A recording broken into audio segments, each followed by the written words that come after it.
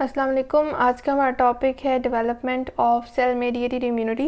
Lecture को start करने से पहले मैं बताती चलूँ कि आप मेरे channel daily dose of education को लाइक करें, शेयर करें और सब्सक्राइब करें और बेल आइकन पे क्लिक करके और वीडियोस को सेलेक्ट करें ताकि आपको नए आने वाली वीडियोस की नोटिफिकेशन मिलती रहे। हमारा टॉपिक चल रहा था इम्यूनिटी से रिलेटेड। हम अपने एंटीजन्स और साथ ही साथ एंटीजन प्रेजेंटिंग सेल्स को कवर अप कर चुके थे और हमारा आज का टॉपिक जो है वो इम्यूनिटी सेल मेडिएटेड इम्यूनिटी से रिलेटेड है, जिसको स्टडी करने से पहले हमें एंटीजन्स और उनके प्रेजेंटर्स का पता होना चाहिए ताकि हम इस लेक्चर को अंडरस्टैंड कर सकें।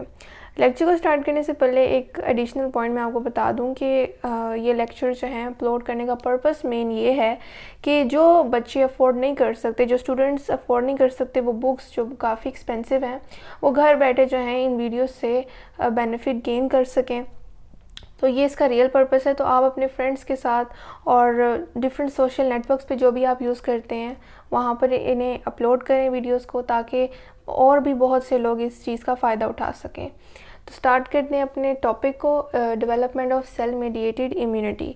हमारे पास आज का टॉपिक जो है वो इम्यूनिटी की टाइप पर है, एक्वायर्ड इम्यूनिटी की टाइप पर, जिसके हम फर्स्ट स्टेप जो कि development of cell mediated immunity है उसे देख रहे हैं। ये इम्यूनिटी हमारे पास बाय बर्थ नहीं होती है, ये हम एक्वायर्ड करते हैं, इसे गेन करते हैं। और एक ये रेजिस्टेंस होती है किसी भी पैथोजन, किसी भी एंटीजन के ख़िलाफ़, जो कि ड्यूरिंग जो है हमारे पास ग्रोथ और डेवलपमेंट एक इंडिविजुअल जो है वो एक स्पेसिफिक एंटीजन के अगेंस्ट अपनी बॉडी में इम्यूनिटी क्रिएट कर लेता है, इम्यूनाइज्ड हो जाता है अगेंस्ट एनी पर्टिकुलर डिजीज़। तो हम उसकी ही फर्स्ट टाइप की बात कर रहे हैं जो कि है cell mediated immunity. Cell mediated immunity का मतलब है कि immunity mediated by cell mediated response, यानी कि ये वो इम्यूनिटी है जो कि सेलुलर रिस्पॉन्स पर बेस्ड है।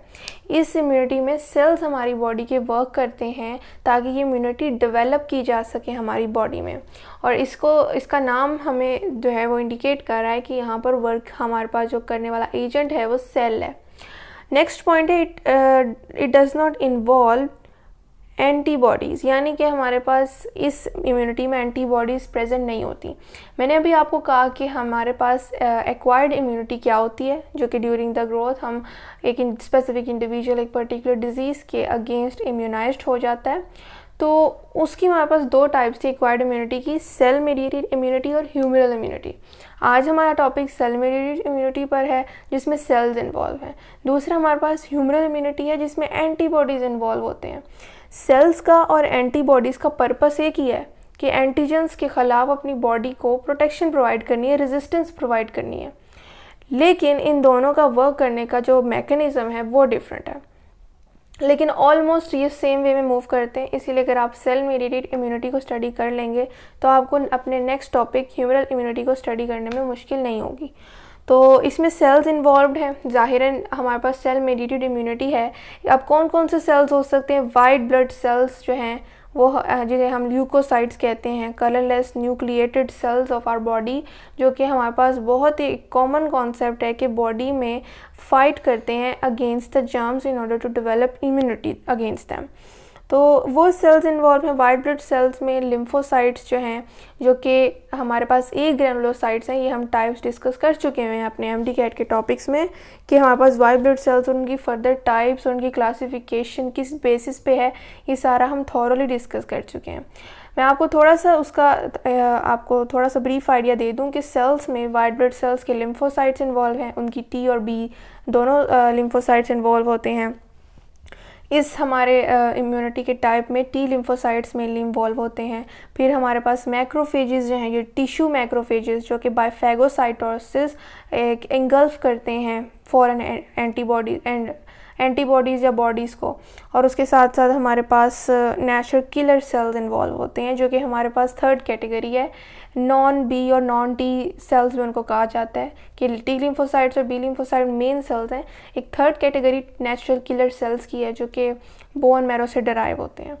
तो उसके साथ साथ है कि ये इम्यूनिटी डेवलप किस तरह होती है? By the interaction of helper T cells and antigen by antigen presenting cells, कि जब हमारे पास यहाँ टी सेल्स इन्वॉल्व होते हैं तो टी सेल्स के रिसेप्टर की जब एंटीजन के साथ इंटरेक्शन होती है, कांटेक्ट होता है, जब एंटीजन प्रेजेंटिंग सेल एंटीजन को रिप्रेजेंट करवाता है टी सेल्स के जो है वो इन फ्रंट के जो है से रिकग्नाइज करके आगे का प्रोसेस कंप्लीट कर सके और इम्यूनिटी एक स्पेसिफिक एंटीजन के अगेंस्ट डेवलप कर सके।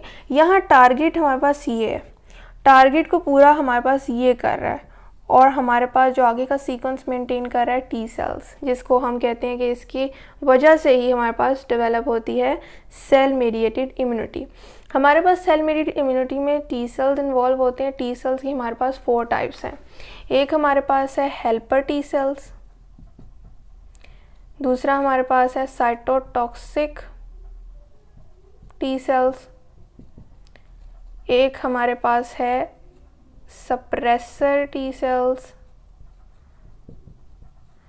और लास्ट हमारे पास है मेमोरी टी सेल्स। ये एक सीक्वेंशियल वे में काम करते हैं कि हेल्पर टी सेल्स जो हैं ये सबसे पहले एक्टिवेट होते हैं। यहाँ टी सेल्स ये हेल्पर टी सेल की ही टाइप है, तो हेल्पर टी सेल सबसे पहले एक्टिवेट होंगे, ये मेन एक्टिवेट होंगे तो ये बाकी को भी एक्टिवेट कर देंगे। किस तरह से कि हेल्पर टी सेल जब एक्टिवेट होगा by the sequence of event, ये भी हम डिस्कस करेंगे, ब्रीफ आइडिया ले लें तो उसके बाद हमारे पास हेल्पर टी सेल्स को इंड्यूसर टी सेल्स भी कहा जाता है क्योंकि ये इंड्यूस कराते हैं इम्यूनिटी, दूसरे सेल्स की एक्टिवेशन को इंड्यूस कराते हैं। हेल्पर टी सेल की एक्टिवेशन के बाद with the help of following mechanism, जो कि एंटीजन प्रेजेंटिंग सेल एंटीजन को अपने क्लास 2 मेजर हिस्टोकम्पैटिबिलिटी कॉम्प्लेक्स के genetic matter human leukocyte antigen के साथ बाउंड करके T cell helper T cell को रिप्रेजेंट करवाता है, उसके सरफेस पे प्रेजेंट रिसेप्टर जिसे रिकग्नाइज करते हैं और हेल्पर टी सेल्स एक्टिवेट हो जाता है। हेल्पर टी सेल के एक्टिवेट होने से साइटोटॉक्सिक टी सेल्स, जिनका दूसरा नाम है किलर सेल्स, एक्टिवेट हो जाते हैं।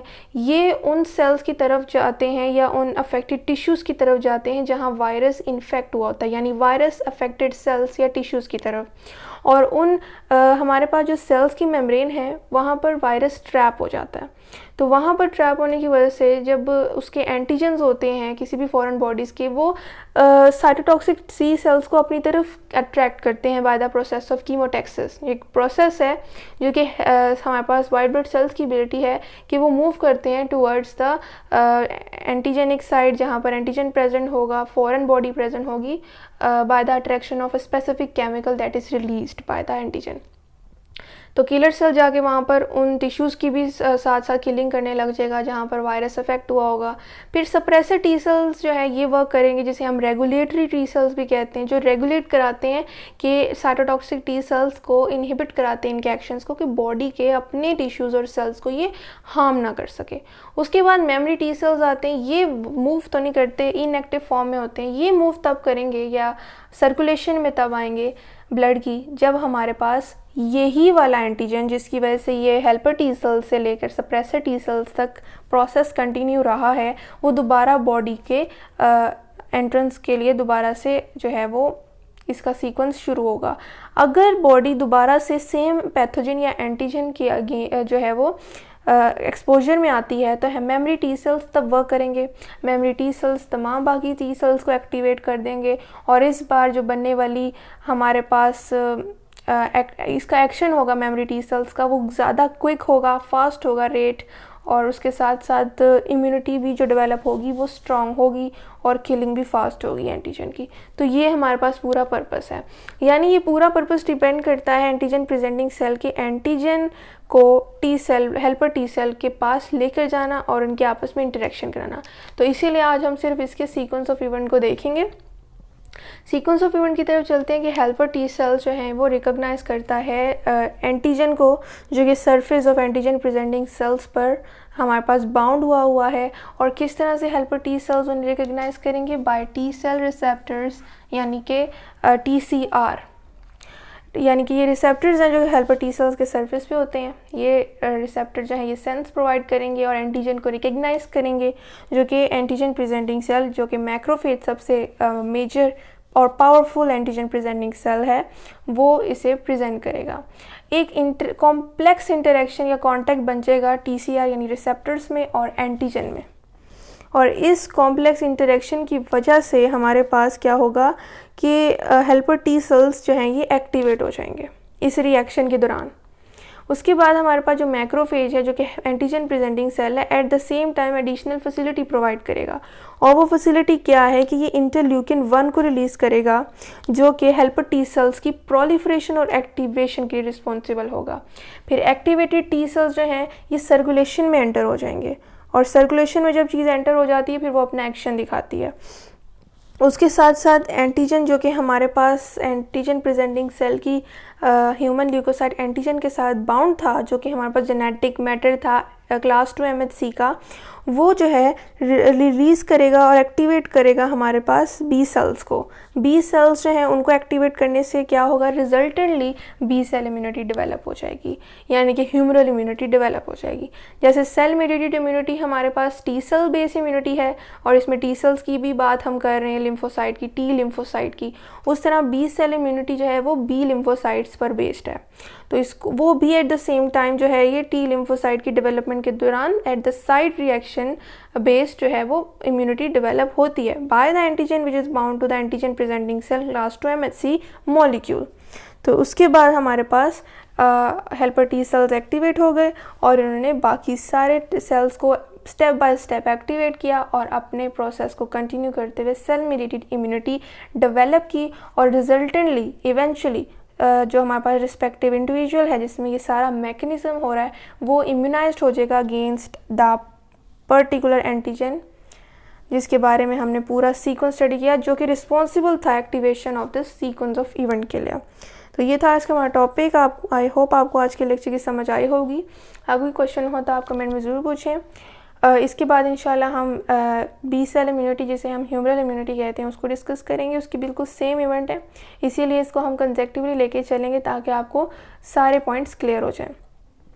मैं भी बताती चलूँ कि आप मेरे channel daily dose of education को लाइक करें, शेयर करें और सब्सक्राइब करें, और बेल आइकन पर क्लिक करके और वीडियोज़ को सिलेक्ट करें ताकि आपको नए आने वाली वीडियोज़ की नोटिफिकेशन मिलती रहे। शुक्रिया। अल्लाह हाफ़िज़।